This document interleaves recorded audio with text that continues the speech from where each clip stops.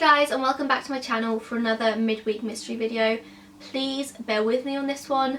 I've already filmed this and I literally just went to edit it and realised it was all out of focus, so I'm refilming it. But I always feel like the second time I film a video it comes like a little less naturally to me, so if things sound a little bit rehearsed then that's why. I don't even think you guys would notice something like that, but I do, and it always really bugs me, so apologies. But that's how dedicated I am. It is currently 2 PM on Wednesday as I'm filming this. This needs to be up for 4:30, so let's see if I can do this. But if you are impressed with how dedicated I am to YouTube, maybe you should click that subscribe button down below and even maybe the little notification bell so you can be notified every single time I upload a new video. So today's midweek mystery is going to be on the mysterious disappearances of Korrina Malinovsky and her daughter Annette Sagars. And they didn't go missing at the same time, they actually went missing almost a year apart from each other. Let's start with Karina's story. So Karina was a Caucasian female, she had long brown hair and brown eyes,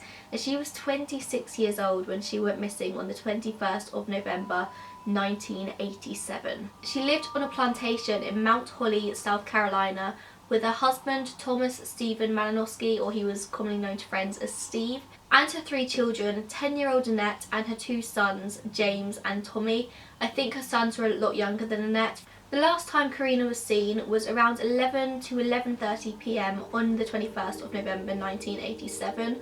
Rumour has it she just had an argument with her husband Steve and so was driving out of the plantation to cool down. Steve was actually a caretaker for the plantation grounds, which is why him and his family lived there. Now Karina had held a job at a convenience store in Summerville, South Carolina for about 6 months prior to her disappearance. It was actually only when she didn't turn up for work one morning that her boss went looking for her and discovered that she was missing. Karina was a very punctual person. Apparently she was always on time for work and she always did her job well. So when she didn't turn up and her boss didn't hear from her, obviously her boss thought this was suspicious, so went searching for her. So her boss went to the plantation where he knew that Karina lived and found a car just outside of the entrance to the plantation. Doors were apparently wide open, the car was unlocked and was by a bus stop, and Karina was nowhere to be seen and she has never been seen since. Her boss of course contacted the police and the police did an extensive search for Karina and she was never found. Now because there was no evidence per se of foul play at the scene, they couldn't really do much. There was literally nothing there that could suggest Karina got hurt. All there was a car with the doors open. Like, she could have just got out of the car and walked away. That wasn't out of the realms of possibility. So really there wasn't loads the police could do apart from file her as a missing person. And that was pretty much it for Karina's case for the next 11 months, until October the 4th, 1988, when her daughter Annette went missing under very similar circumstances. So at the time of her own disappearance, Annette was 11 years old. She was a middle schooler. She went to Westview Middle School in South Carolina. So Annette was seen by a bus driver at 7 AM waiting for her school bus. She was stood at the bus stop outside of the entrance to the plantation with her dog. However, when her school bus arrived at 7:20 AM, Annette or her dog were nowhere to be found. Annette's stepfather, Steve, only realised that Annette was missing when she didn't return home from school that day, and of course he called the police and he went out to search for her himself. Now this is where things take a darker turn. Steve went to the bus stop where Annette was last seen and found a handwritten note at the stop addressed to him. The note was written by Annette and it said, "Dad, Mama came back. Give the boys a hug." Now of course police took this note as evidence right away and loads of handwriting experts analysed it, and it was confirmed that this was actually Annette's handwriting. This wasn't somebody pretending to be Annette, this was definitely written by her. However, what they weren't able to ascertain was whether the note was written under duress or not. And in terms of clues, there isn't anything. Same with her mother's disappearance. Both Karina and Annette have disappeared with no trace whatsoever. The police have nothing really on either of their cases.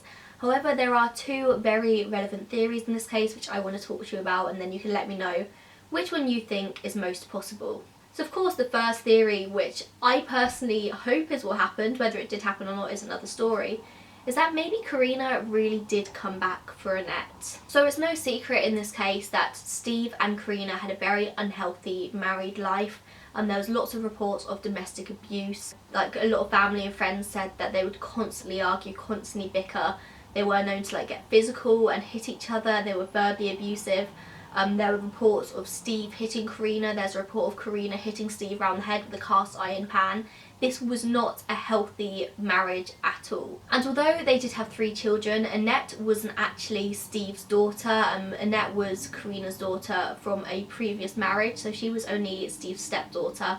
They did have 2 sons together, James and Tommy. I think the thing that puts most people off the theory that Karina really did come back for a daughter is that she only came back for a daughter, not her sons. Now her sons were very young at the time that Karina disappeared, so it's very possible that they don't really remember their mum. However, perhaps Karina felt a stronger attachment to Annette at the time. She was older and she wasn't actually Steve's daughter.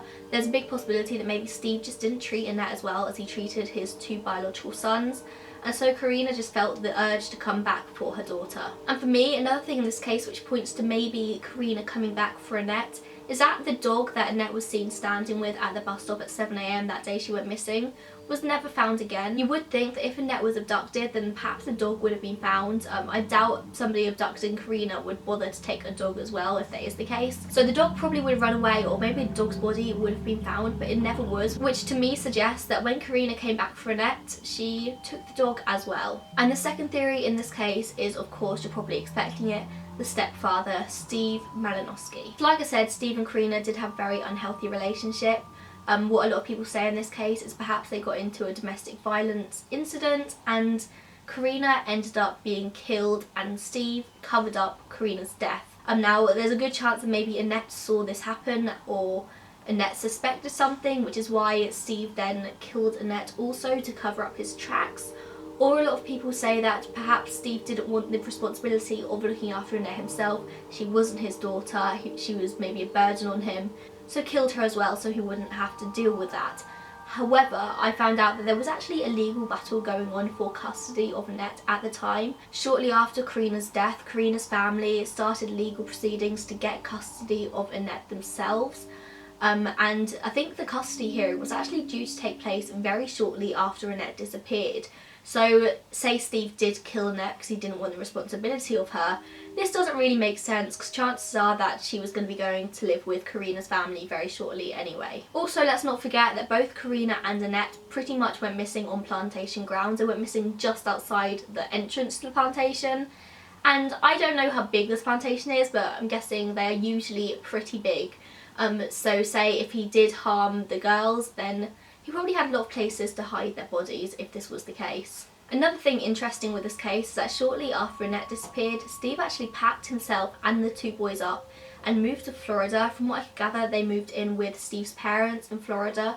Then they moved to the project. And there's a website called Web Sleuths where I get a lot of the information from for these videos, and there's actually a very interesting forum on this case on the Web Sleuths website where their son James or Tommy, one of the boys, I can't remember which one of the boys it was, actually has commented on the case a lot on there.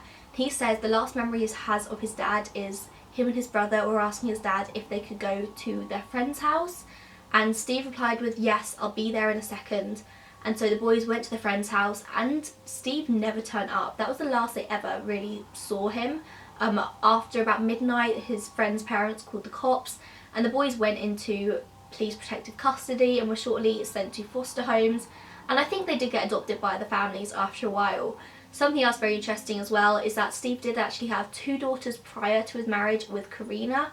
Then he had James and Tommy with Karina, and now he's married to another wife in Florida with 3 more children.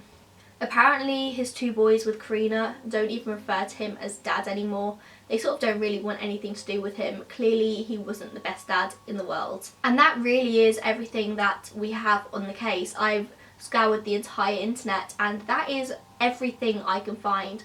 From what I can gather, the police never really did look into Steve that much as a suspect.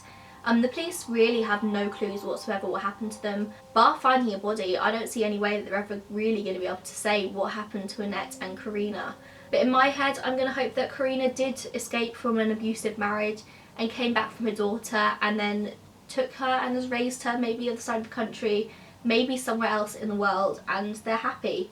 I just would kind of wish that they'd get in contact with the 2 boys if that is the case. But I don't know. Let me know what you think. Put in the comments down below, or any other theories that you do have.